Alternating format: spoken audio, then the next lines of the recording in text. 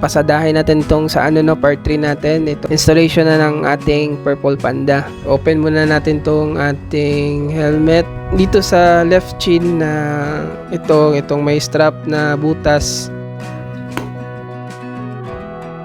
Pasok natin tong ating mic. Sa akin, di ko na ginalaw yung pagkakatali ng mic ko kasi medyo mahaba to, and para din na rin magulo pag ipapasok mo na siya. Kumbaga, and fix na yung ano niya, yung pagkakatago ng wire. Madali na lang natin siyang maipasok. Itong cord ng microphone natin na TRS, pasok natin dito sa ating chin foam.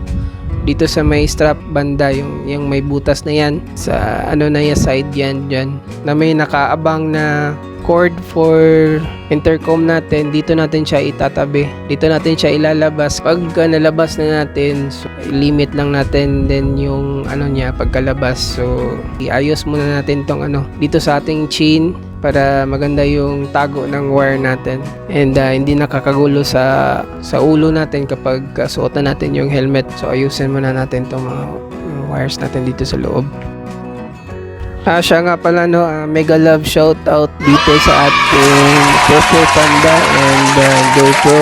Maraming salamat sa inyo, and pasensya na rin kasi late ko na review to. And again, thank you Purple Panda and GoPro. Yung kanina sa part 2 years, nakita ninyo, di ba, kinabit natin yung TRRS na wire, yung sa mic. Iko-connect natin yan sa TRS na adapter natin. And then yun ang isasalpak natin sa ano sa ating Pro 3.5 mic adapter. So papasok muna natin do. So mamaya ipapakita natin, and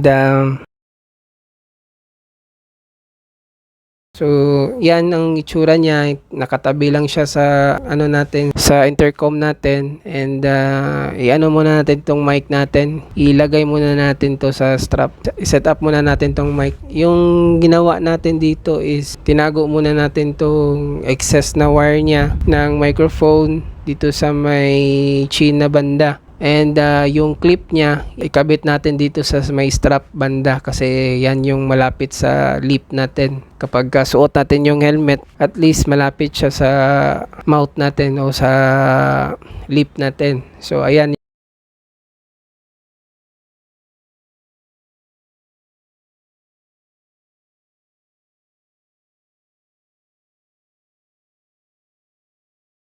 And ipifix na natin tong ating microphone dito. Dito natin nilagay sa ating strap kasi dyan malapit yung mouth natin, yung lip natin kapag sasalita tayo. Magkatabi lang yan sila ng ano ng intercom natin, and yan na yung pinaka-pwestohan niya, and papasok pa natin yan ng konti yung wire para hindi natin magalaw-galaw. So kapag matapos na natin to ma-fix ang mga wires natin no sa mic, ito na yung pinaka-set niya.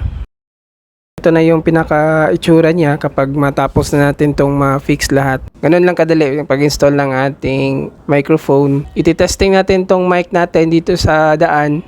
Try natin to sa next upload natin sa labas para ma-test natin yung walang mic at saka merong mic. So yun lang yours no. And salamat sa pagsama sa atin. And God bless. Bye yours. Bye.